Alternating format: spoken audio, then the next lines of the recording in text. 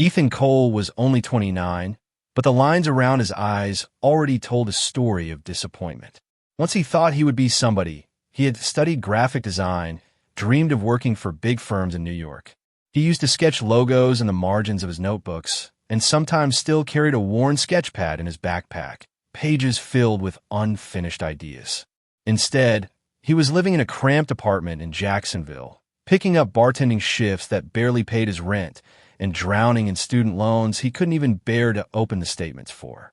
Most nights he scrolled endlessly on his phone, drifting between job postings and dating apps, trying to forget how quickly his 20s had slipped away. What caught his attention wasn't the usual sea of college girls or single moms looking for something casual. It was a profile unlike anything he had seen before. Margaret H. 80, widow, lover of fine wine, collector of secrets. The photo showed a woman with snow-white hair swept into a bun, pearls around her neck, and a smile that felt at once gentle and knowing. The bio was short. Age is just a number. I'm looking for someone who isn't afraid of time, of passion, or of what it costs to live forever. Ethan laughed at first, assuming it was some kind of parody account, but curiosity gnawed at him. He clicked, scrolled, and found photos of a sprawling estate in Savannah, Georgia, a Bentley in the driveway, and dinners in candlelit rooms with oil paintings towering overhead. It didn't look fake. It looked like money. Real money. The kind that could erase his debts, maybe even give him a way out of the rut his life had become. When Margaret messaged him first, his heart jumped. Her words were elegant, old-fashioned, nothing like the sloppy abbreviations he was used to. She asked about his dreams, his fears, what he would give up to be remembered. Ethan typed back something half flirtatious, half desperate. To his surprise, she invited him to dinner the very next weekend. "Spend one night with me," she wrote, "and I promise you'll never forget it." He told himself it was just another arrangement, the kind guys whispered about when they joked about sugar dating. Young body, old money. It was a transaction, not love. He had heard about athletes and celebrities being kept by women twice their age. Why not him? And yet something about Margaret's tone unsettled him. She wasn't promising gifts or cars. She spoke like a woman who held knowledge, power, even something darker. Still, desperation is its own drug. Ethan spent the days before their meeting rehearsing what he would say, picturing himself in fine suits, driving a car without scratches, posting photos that made his ex-girlfriends regret leaving him. He imagined Margaret as lonely, vulnerable, easy to charm. All he had to do was smile, pour on the charm, and endure the awkwardness of being with someone 50 years older. One night of discomfort for the chance at a new life.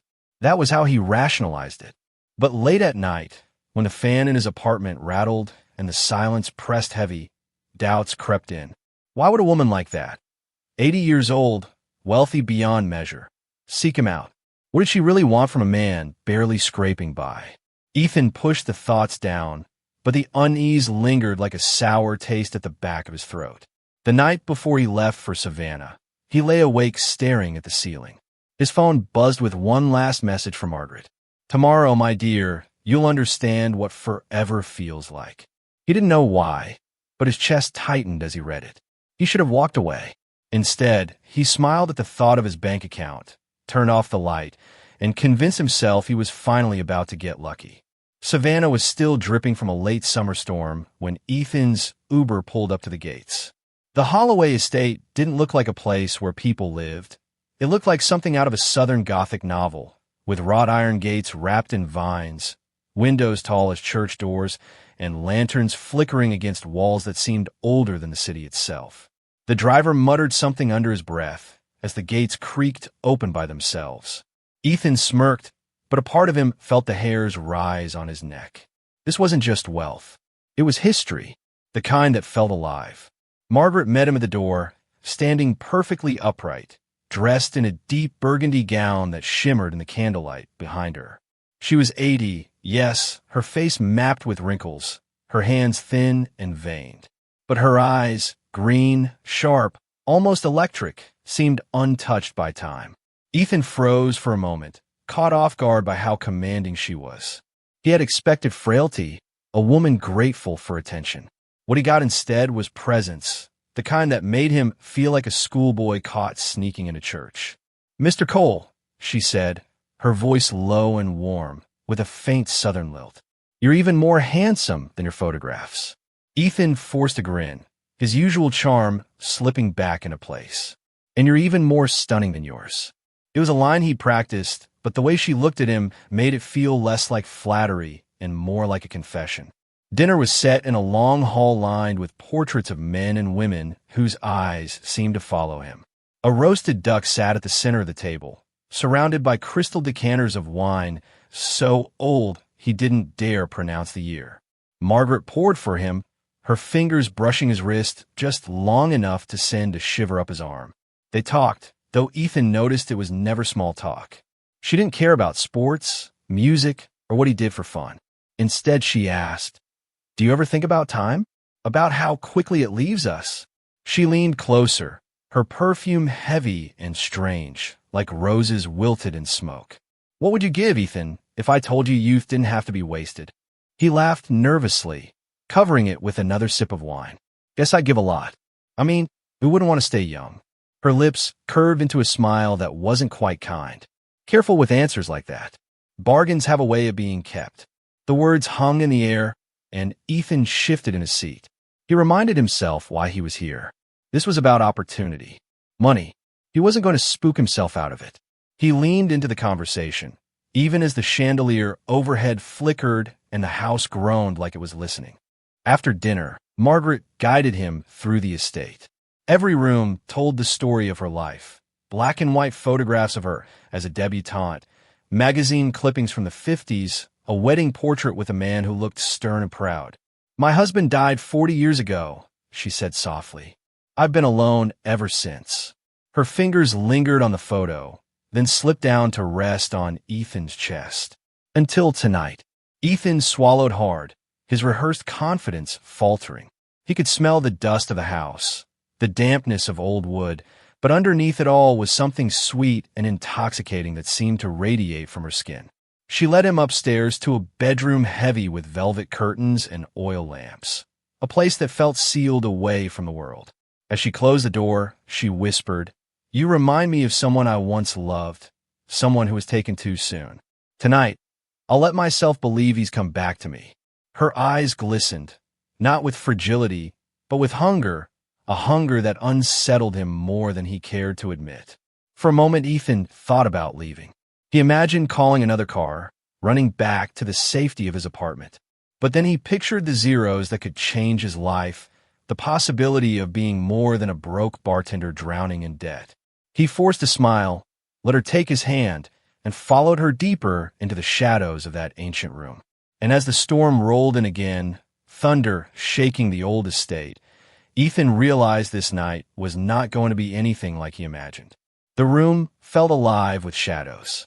Candlelight quivered against the velvet curtains, the air thick with the scent of burning incense and something older, like what soaked in centuries of secrets.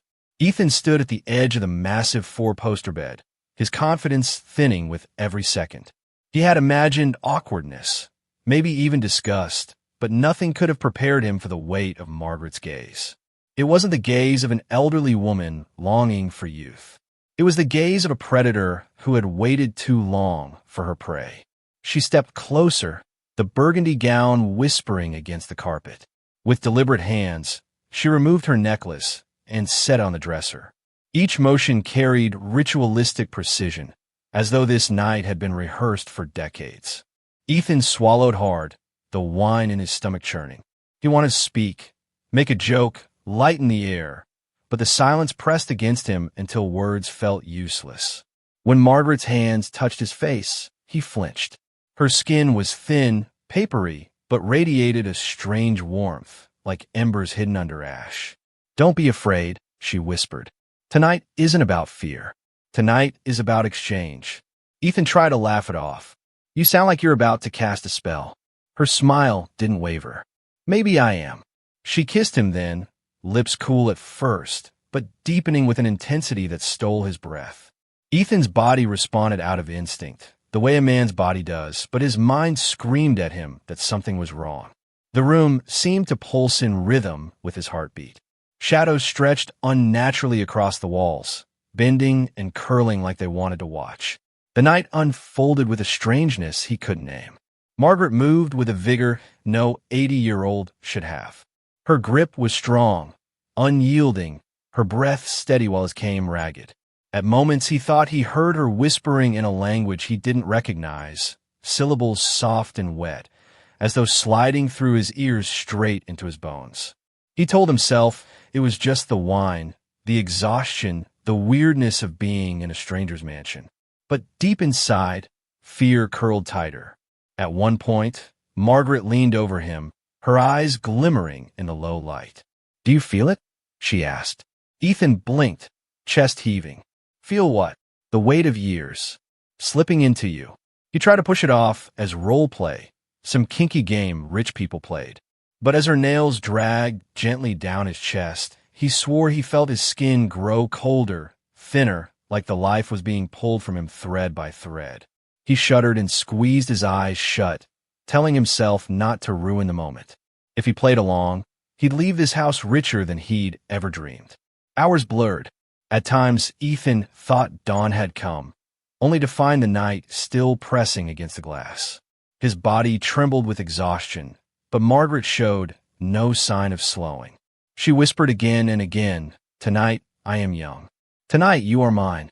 There were flashes, his reflection in the mirror looking strangely gaunt, his veins darker beneath the skin, the taste of iron on his tongue.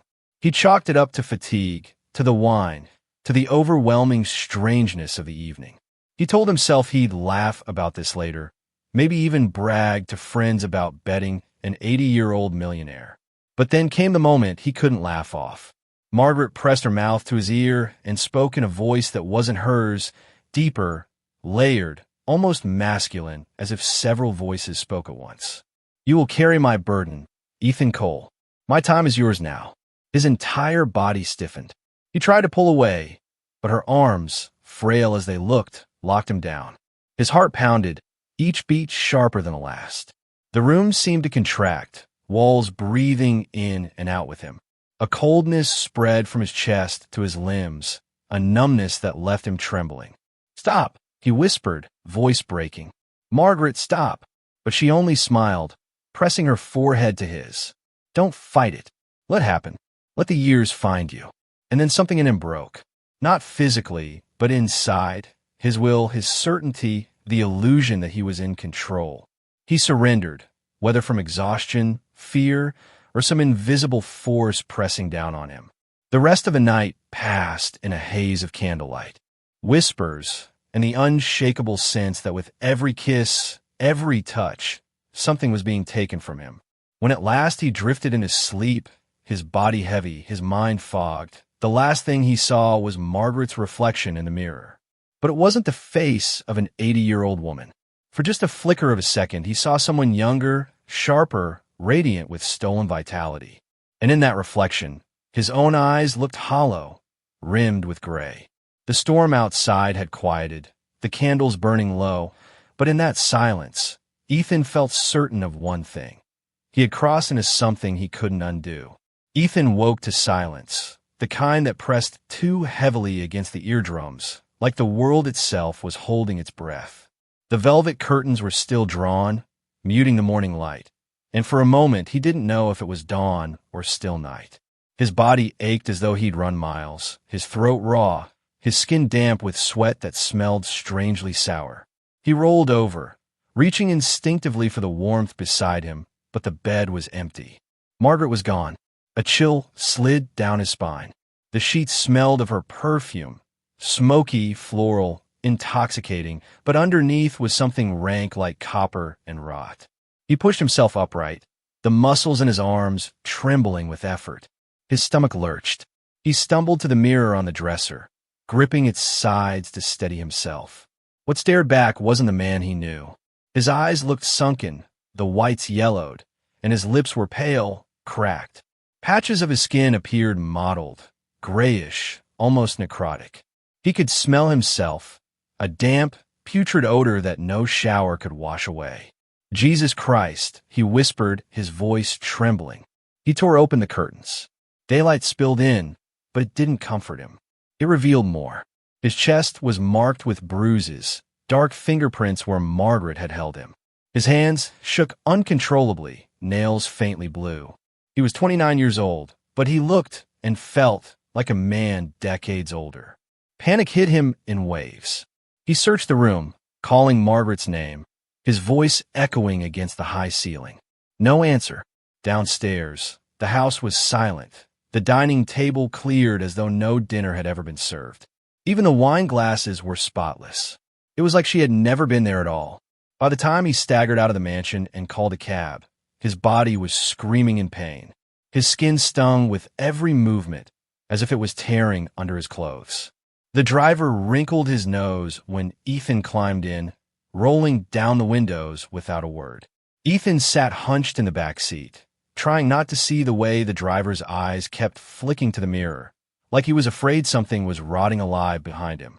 At the emergency room, nurses recoiled when he pulled back his sleeves. The smell hit them first, then the sight, peeling skin, bruises spreading like ink through water. Doctors rushed him into isolation, masking their faces, gloving their hands.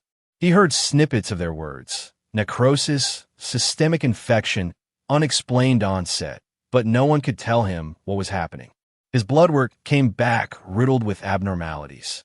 His cells were breaking down at a rate they couldn't explain, his body decomposing even as his heart continued to pound.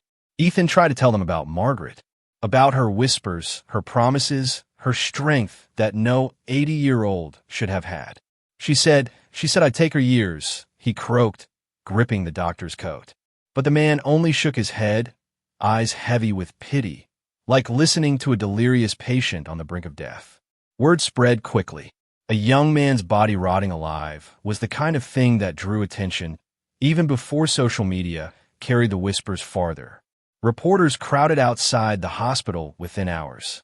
Some claimed it was a flesh-eating bacteria. Others insisted it was a drug experiment gone wrong. A few dug into Margaret Holloway's name, posting photos of her from charity galas decades earlier. Comment threads exploded with speculation. Was she a Black Widow killer? A witch? A practitioner of some ancient rite? Ethan lay in his hospital bed, listening to the buzz of fluorescent lights, the beep of machines, and the whispers that followed him everywhere.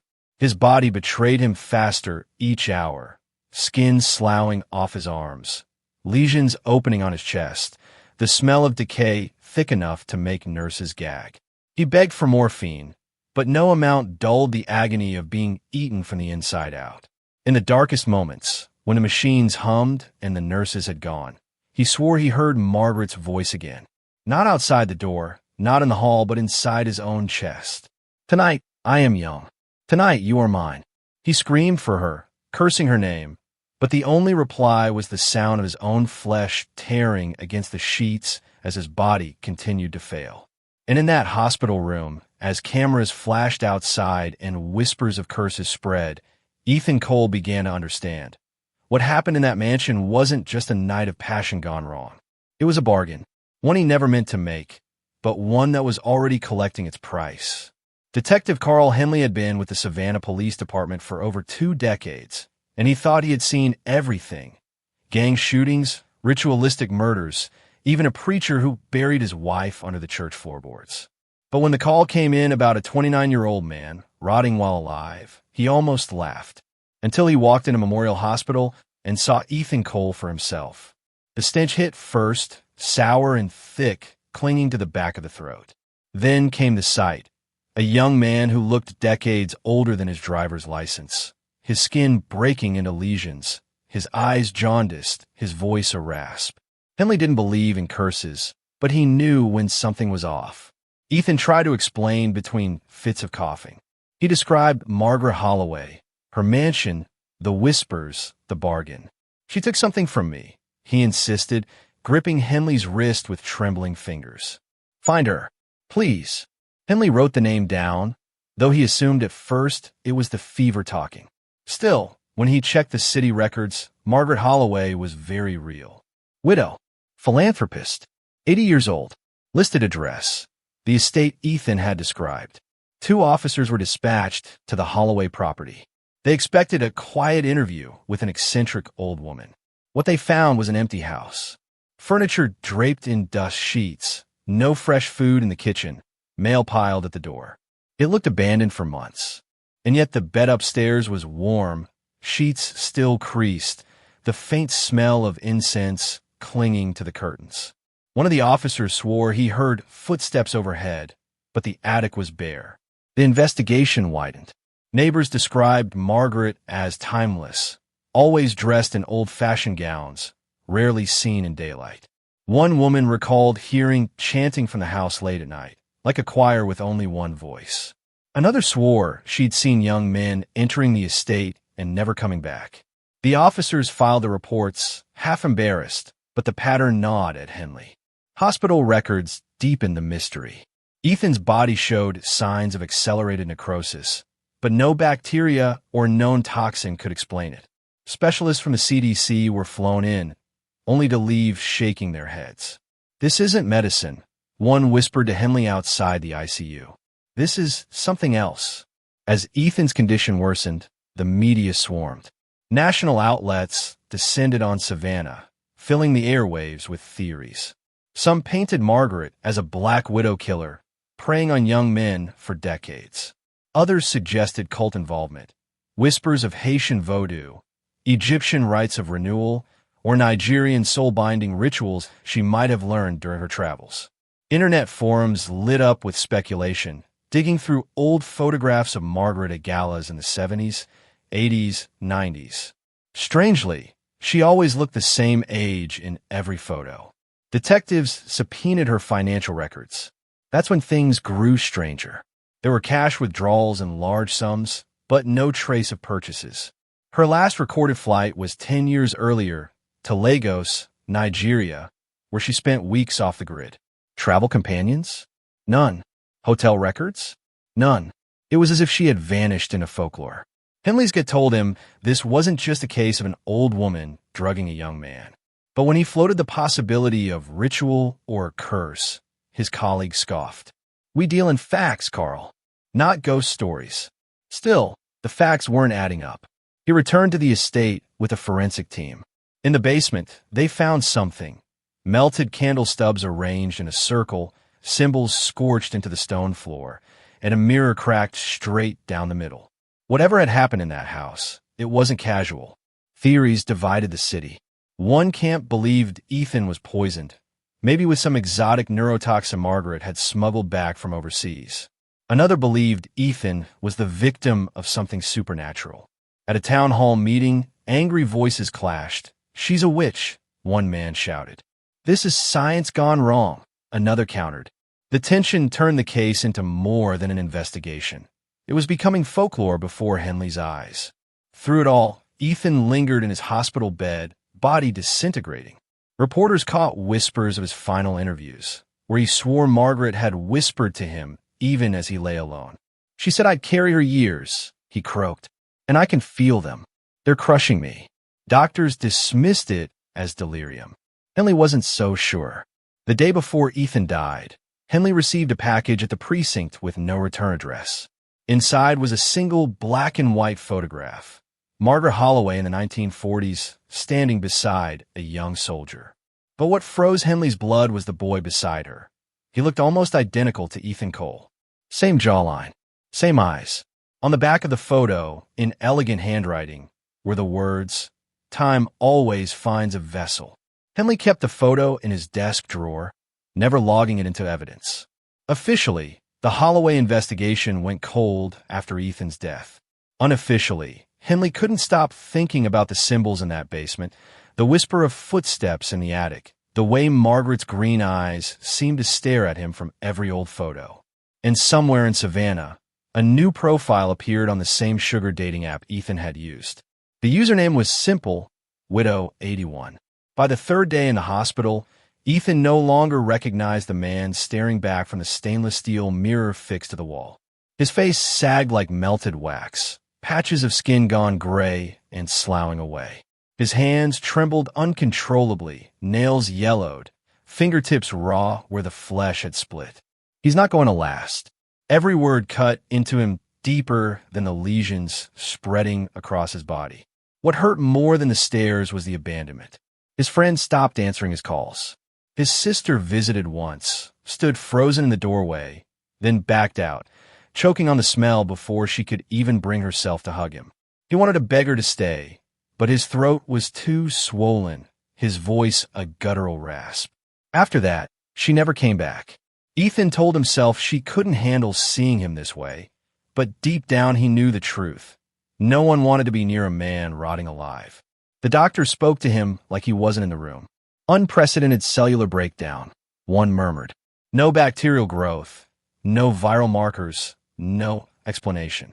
They poked and prodded, drew vial after vial of blood, then left with shoulders slumped, as if he were less a patient than a failed experiment.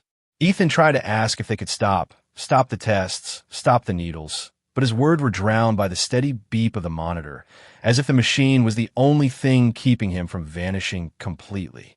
At night, the nightmares came. He dreamed of Margaret's green eyes, gleaming young and fierce as she whispered, "Tonight, I am young. Tonight, you are mine." Sometimes he woke to the sound of her voice, soft in the corner of his room, though the chair sat empty.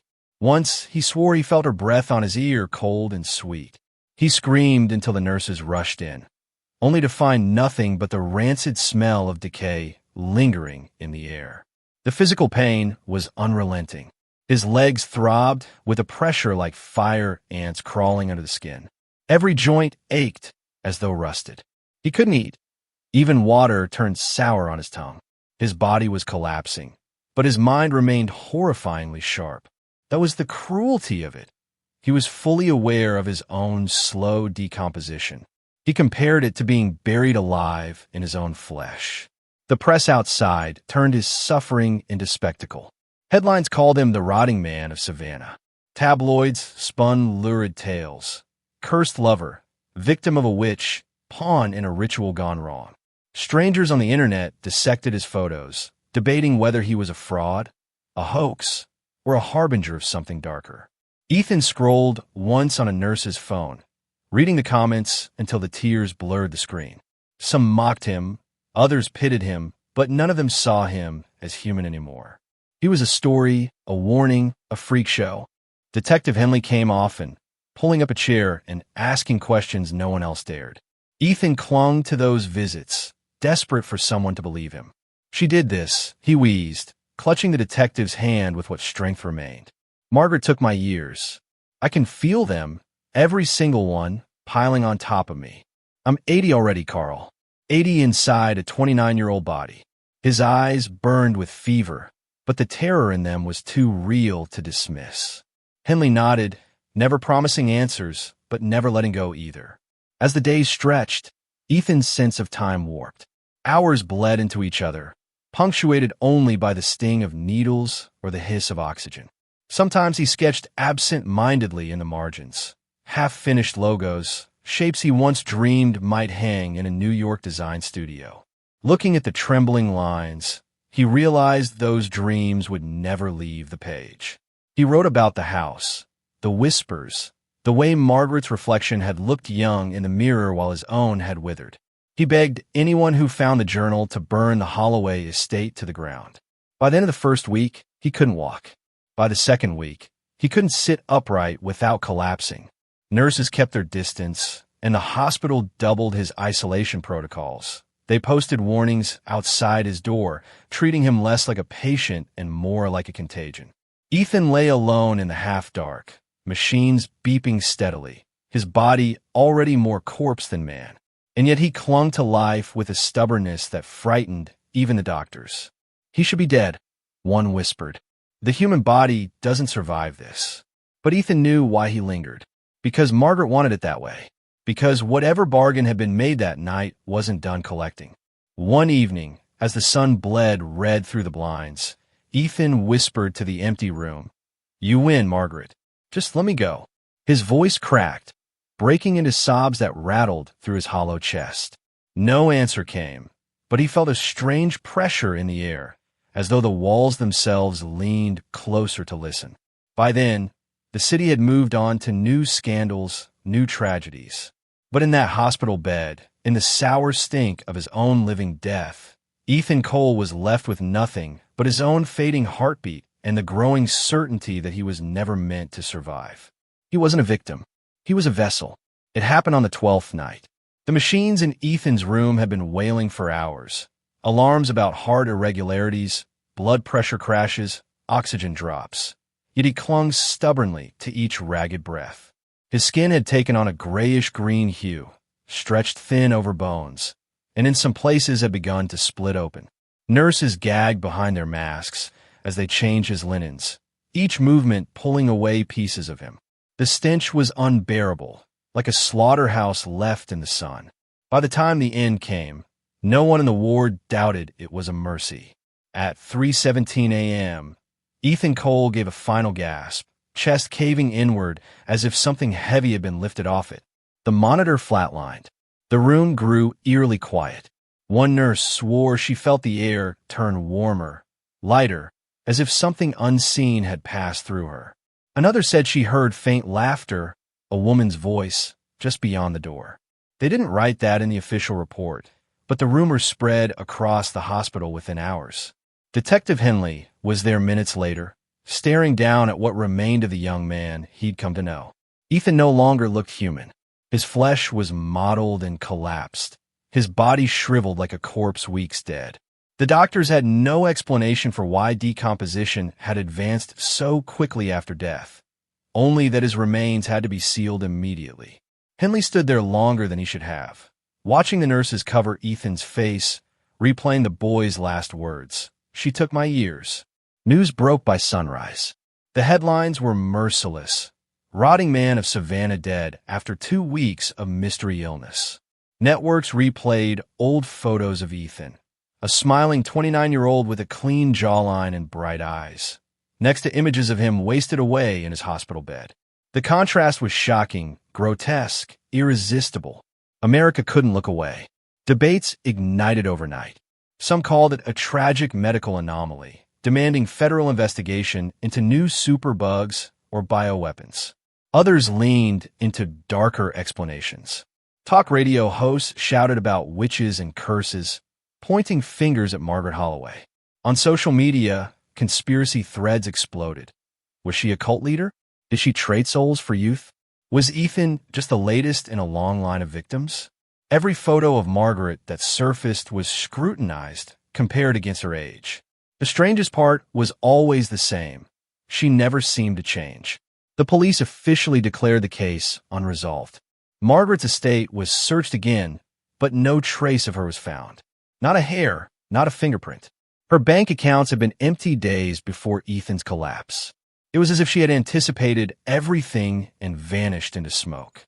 Yet neighbors whispered about candles burning in the upstairs windows, shadows moving across the curtains at night.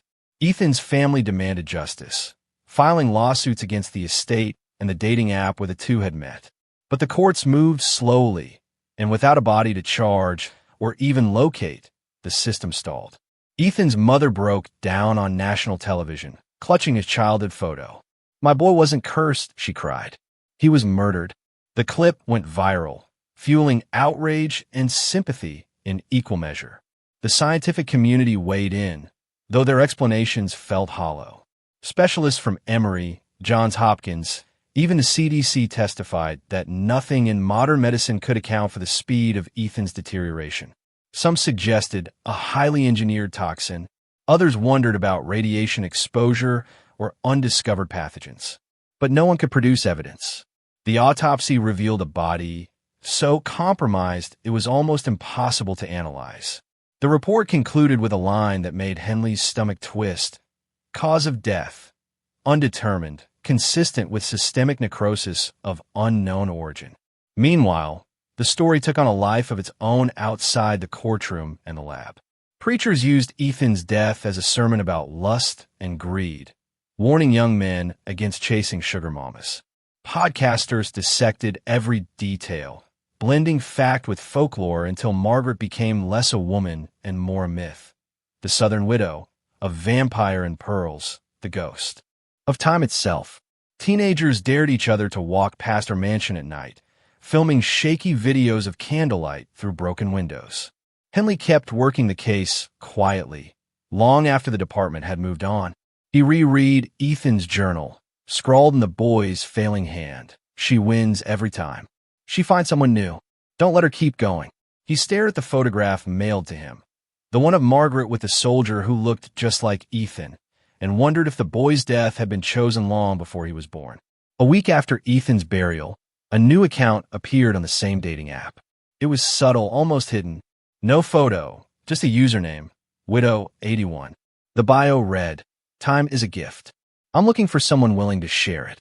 Henley sat at his desk, staring at the screen, the glow of his monitor casting shadows across the precinct walls. His gut told him the story wasn't over. And somewhere, in the silence of Savannah's oldest streets, the Holloway estate stood empty, or maybe not. Neighbors swore the lights flickered again, the faint sound of a woman's laughter spilling from cracked windows. Some said they saw her, pearls around her neck, hair gleaming silver in the moonlight, eyes burning green. Alive, ageless, waiting. Ethan Cole was gone, buried in a small cemetery outside the city, his name already fading from headlines. But his death left a question that would not die. Had he been the victim of science, of murder, or of something so ancient and unholy that no report, no courtroom, no explanation could contain it? A year passed, but the shadow of Ethan Cole's death lingered over Savannah like a stain that would not wash away. His story had been consumed and spat out by the news cycle, transformed from breaking headlines into late-night podcast chatter, ghost tour anecdotes, and Reddit conspiracy threads. Officially, the case was stamped cold. Unofficially, no one forgot. The name Margaret Holloway slipped into local legend, spoken in whispers like a warning. Parents told their sons to stay away from older women with too much money and too many secrets. Teenagers dared each other to sneak up to the Holloway estate at midnight, filming shaky clips of candlelight flickering in windows that should have been empty. The mansion itself stood like a rotting carcass of old wealth. Ivy strangling its walls, shutters banging against broken hinges when storms rolled in from the coast. Real estate developers tried to buy it, but every deal collapsed. Contractors complained about tools vanishing, strange burns appearing on the walls, and the feeling of being watched. One crew swore they found fresh footprints in the dust upstairs, small and bare, leading straight into a locked room that hadn't been opened in decades. They quit that same day, leaving their gear behind. Detective Henley retired not long after Ethan's death. Officially, it was his time. Unofficially, the case had broken something in him. He kept the photograph, the one of Margaret in the 1940s beside the soldier who looked like Ethan, in a locked drawer at home. Some nights, he'd take it out and stare at it until dawn, asking himself the same question. If she had done this before, how many other young men had wasted away in her arms, forgotten except for whispers and rumors? His wife told him to let it go. But Henley knew in his gut that Margaret was still out there, waiting, watching, choosing. Then came the rumors. A college student in Charleston vanished after meeting an older woman on a sugar dating app. A bartender in New Orleans collapsed with sudden organ failure, muttering in delirium about green eyes and whispers. In Miami, a body was found in a hotel room, decomposed beyond recognition, though the man had checked in only the day before. None of these cases were linked officially, but in the corners of the internet, people made the connection. Screenshots appeared, a dating profile under the name Widow81. The bio was chillingly familiar. Time is a gift. Share it with me. Ethan's mother, still grieving, appeared on a true crime documentary. Her voice trembled as she held up her son's photo, his youthful smile forever frozen in time. He thought he was going to live forever, she said softly. But she took forever from him. Her words resonated more deeply than she could have imagined. That clip alone has been replayed millions of times, etched into the digital memory of a nation that thrives on tragedy. Meanwhile, the mansion grew into something more than an eyesore. It became pilgrimage ground.